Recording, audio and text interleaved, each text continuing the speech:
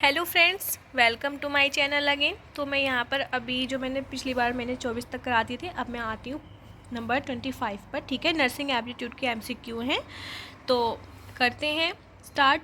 A facility within a hospital where surgical operations are carried out in a aesthetic environment is known as. तो यहाँ पर ये पूछ रहा है कि जहाँ पर सर्जिकल ऑपरेशन वगैरह कैरी किए जाते हैं उस इन्वायरमेंट को क्या कहते हैं, क्या किस नाम से जाना जाता है। तो यहाँ पर ऑप्शन दिए हुए हैं एक्सरे रूम, OT, OPD या ICU। तो आप सबको पता चल ही गया होगा कि एक OT है जहाँ पर सर्जिकल ऑपरेशन वगैरह कैरी किए जाते हैं। तो नंबर बी यहाँ पर राइट आंसर हो जाएगा। नंबर है अगला 26, the departments that deal with admitted patients suffering from neurological problems as is known as तो ऐसा कौन सा डिपार्टमेंट है जो डील करता है एडमिट पेशेंट्स को सफरिंग फ्रॉम जो न्यूरोलॉजिकल प्रॉब्लम से जूझ रहे होते हैं, उनको क्या कहते हैं, जो उसको डील करता है। ठीक है, option number A cardiac department, neurology department, histology department या पल्मोनरी यूनिट। ठीक है, तो यहाँ पर ऑप्शन बी राइट हो जाएगा, न्यूरोलॉजी डिपार्टमेंट न्यूरोलॉजिकल प्रॉब्लम को वो करते हैं डील। ठीक है, नंबर 27 है the department that deal with admitted patient suffering from cancer is known as. वो कौन सा डिपार्टमेंट जो डील करता है admit patient suffering from cancer, जो कैंसर से जूझ रहे होते हैं पेशेंट, उनको कौन डील करता है। ऑप्शन है यहाँ पर ब्रोंकोलॉजी, न्यूरोलॉजी, हिस्टोलॉजी या ओनोलॉजी। तो ओनोलॉजी यहाँ पर राइट हो जाएगा। जहाँ भी कैंसर से को संबंधित आपको कुछ नज़र आए तो यहाँ पर ओनोलॉजी आप लगा देना, क्योंकि ओनोलॉजी ही जो डॉक्टर होते हैं वो ये कैंसर वाले पेशेंट को देखते हैं। ठीक है, नेक्स्ट क्वेश्चन है हमारा 28, the department that investigates and treats problems relating the female urinary treat and reproductive organ is known as. जो फीमेल से रिलेटेड होती है, यूरिनरी ट्रैक्ट से रिपोर्ट या फिर जनन क्षमता जो होती है उनसे उसको कौन इन्वेस्टिगेट करता है, डिपार्टमेंट उसको क्या कहते हैं। तो ऑप्शन है यहाँ पर यूरोलॉजी, नेफ्रोलॉजी, सी हेमाटोलॉजी या डी गायनोकोलॉजी। तो आप सबको पता ही है गायनाटिस्ट कहते हैं जो लेडीज़ डॉक्टर होती हैं। तो यहाँ पर लेडीज़ प्रॉब्लम दिखाई दे रही हैं सारी, तो यहाँ पर डी हो जाएगा गायनाकोलॉजी। ठीक है, number 29, disease that spread from one person to another are called. वो कौन सी बीमारी है जो एक दूसरे से फैलती है, उस बीमारी को क्या कहते हैं। ऑप्शन है यहाँ पर डेजेनरेटिव डिसीज़, नॉन कम्युनिकेबल डिसीज़, सी कम्युनिकेबल डिसीज़ या हाइडेटेड डिसीज़।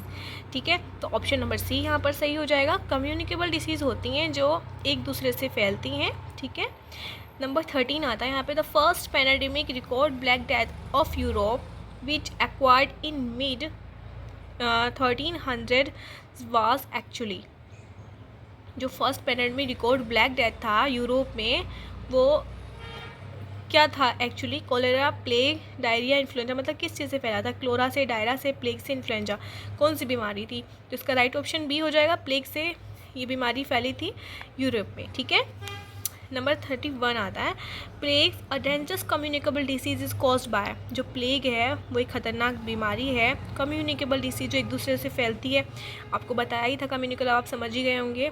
ठीक है, यह किससे फैलती है, यर्सीनिया पेस्टिस, माइकोबैक्टीरियम ट्यूबरकुलाई या वाइब्रियो कोलरी या H1N1 वायरस। तो यहाँ पर ऑप्शन नंबर ए ठीक हो जाएगा, यर्सीनिया पेस्टिस। ठीक है, आगे बढ़ते हैं। Number 32, plague bacteria in fact the human विया वेक्टर नाउन एज। जो प्लेग बैक्टीरिया होता है वो ह्यूमन में किसके द्वारा फैलता है, ज़ैनोप्सिला क्योपिस या प्लाज्मोडियम विवैक्स या एडस एगिप्टी या एनोफेलियोस। ठीक है, तो ऑप्शन नंबर ए यहाँ पर ठीक हो जाएगा, ज़ैनोप्सिला क्योपिस। ठीक है, नंबर है यहाँ पर 33, which of the following type of disease is caused by pathogenic micro organism. तो यहाँ पर ये पूछ रहा है जो हमारी पैथोजेनिक माइक्रो ऑर्गेनिज्म जो है डिसीज़, वो कैसी बीमारी है? Number a genetic disease, metabolic disease, infectious disease और डिफेंसी डिसीज़। तो यहाँ पर नंबर सी ठीक हो जाएगा, इन्फेक्शियस डिसीज़। जो हमारी पैथोजेनिक माइक्रो ऑर्गेनिज्म डिसीज़ है वो इन्फेक्शियस डिसीज़ है, ठीक है। नंबर 34 पे आते हैं हम। कोविड-19, influenza, dengue disease come under the category of. जो हमारी कोविड-19 थी, डेंगू है, इन्फ्लुएंजा, वो किस कैटेगरी के अंदर आते हैं? हेरिडिटरी, डिफिशियंसी, इन्फेक्शियस या फिजियोलॉजिकल डिसीज़, ठीक है।